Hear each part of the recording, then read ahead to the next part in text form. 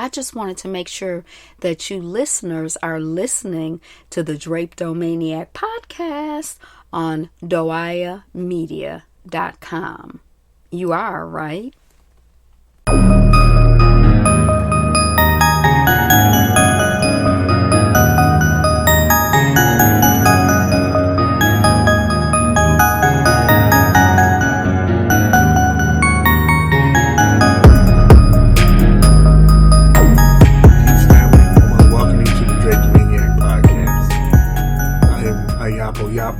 The HDIC, that's the head Drapedomaniac in charge, and we're here to have conversations on how to get off this plantation here on Doaya Media.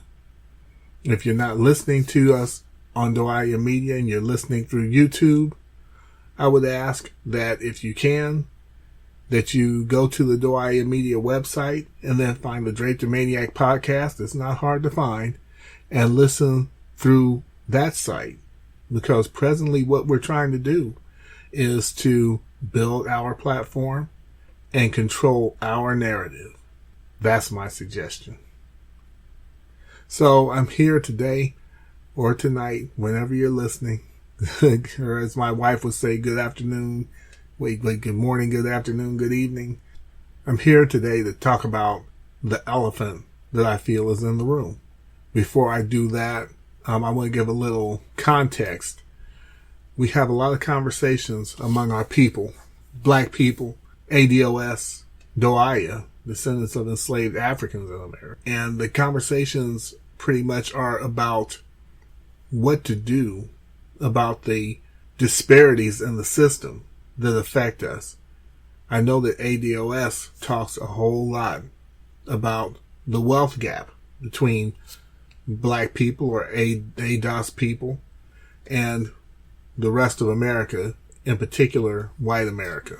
And when they present the data, when they present the stats, I personally don't argue with them.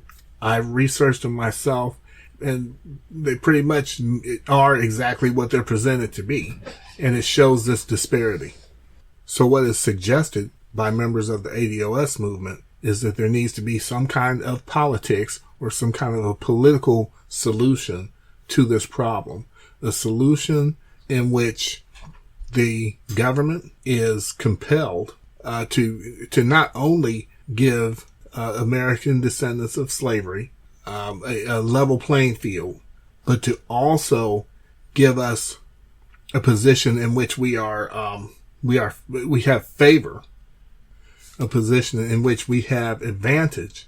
And this will be one of the remedies that would help in addition to reparations. This will be one of the remedies that would help us to close the wealth gap.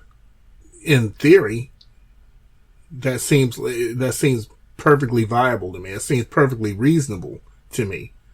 Because that's what has to happen when you are in a position where you have been held back, where you've been shut out of the system, where while everyone else is progressing, while everyone else is buying land, while everyone else is getting loans, while everyone else is buying houses and so on, and you're locked out of the system, everyone's moving forward. And not only are you standing still, you're being pushed back. Okay, or as the commercial says, if you're standing still, you're moving backward. So, yeah, in a perfect world, that would be the viable thing to do. That would be the right thing to do. The problem is this, and for me, this is the elephant in the room. The question that never seems to be asked and answered is, why? Why would those who have advantage disadvantage themselves to give you an advantage? The flaw in the thinking, number one, is that this system is broken. When the truth is, this system works exactly as it was designed to work.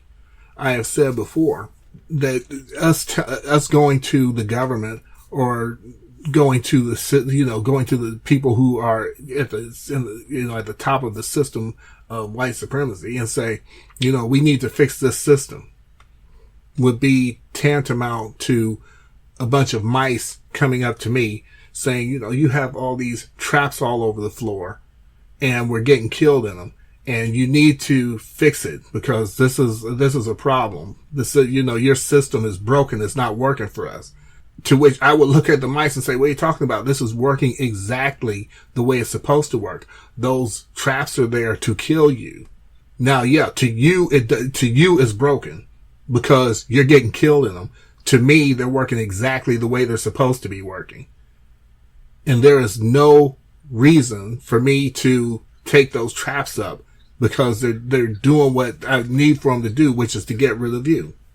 And so I actually hear the type of language that suggests that we as a group move upon this system using politics to force those at the head of this system to acquiesce to us and give us advantage in this system.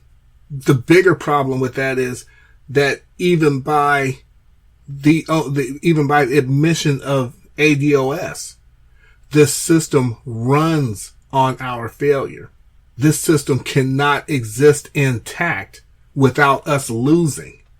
Therefore, what would be the impetus for anyone who has that advantage to say, okay, well, I'm going to just totally cut myself off at the knees and take the advantage away from myself and give it to you, and then I start falling backward?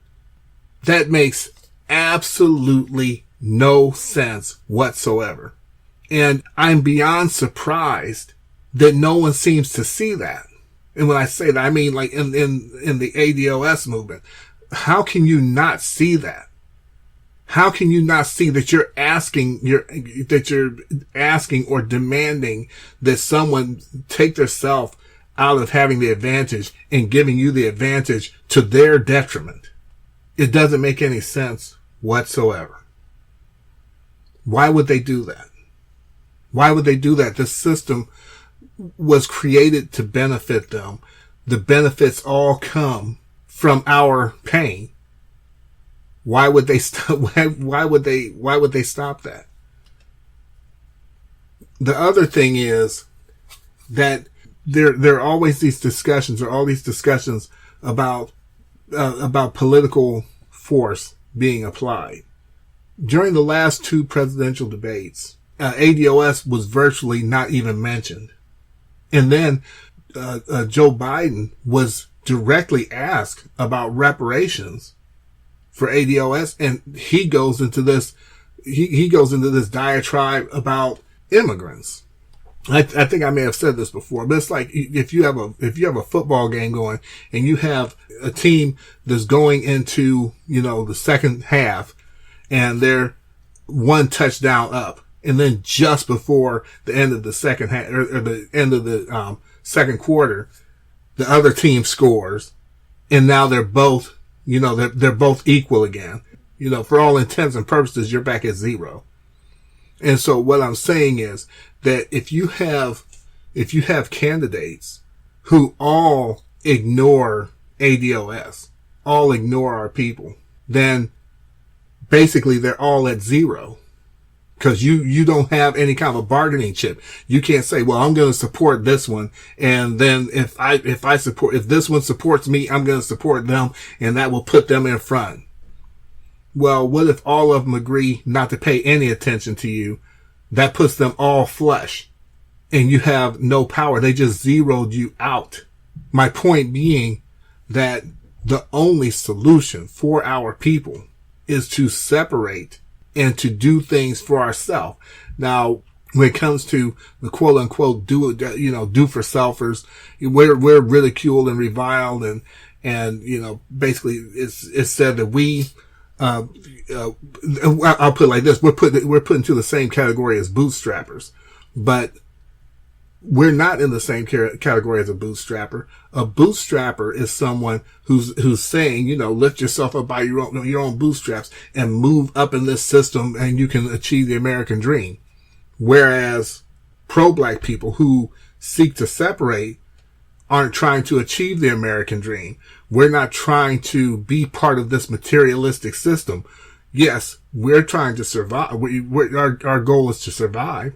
Our goal is to thrive. But within our own system, not the system which was set up against us, not this system that is basically a fantasy that you're trying to climb this ladder in and be part of, and have this house and this white picket fence and a flag in the front yard and all this different. No, we're trying to do something totally different. And as such, our standards are not the same. Our standards and definition of success aren't the same. So it's not about pulling yourself up from your own, not about pulling yourself by your own bootstraps and then achieving the American dream. No, it's doing things for yourself and as a community, and all of us rising and having a cohesion and having some peace. That's what we're about. So at the end of the day, it becomes a situation of knowing what the problem is, but trying to figure out the best way to fix it. And I would suggest that the best way to fix it is to separate and not try to fix something that's not broken, not try to retrofit a system, not try to alter a system that was specifically designed against you, and also works because you're at the bottom of it, not in spite of it. It works because you're at the bottom. Therefore, you can never stop being at the bottom. I mean, within this construct, you can never stop being at the bottom. And this system still work. And they know that. And for some reason, we don't seem to. Our people don't seem to. But some of us are starting to wake up, and we're seeing that the only real solution is to leave this system, to leave their value system, to leave the materialism, and find our way toward peace, toward security, and toward sanity. This is the Drapetomaniac Podcast. I am the HDIC, the head Drapetomaniac in charge, Ayapo Yapa. I thank you for listening, and as always, I will see you on the run. Thank you again for listening to the Drapetomaniac Podcast. Tune in next week at doiamedia.com. DOIAMEDIA.com. And again, we'll catch you on the run. Peace.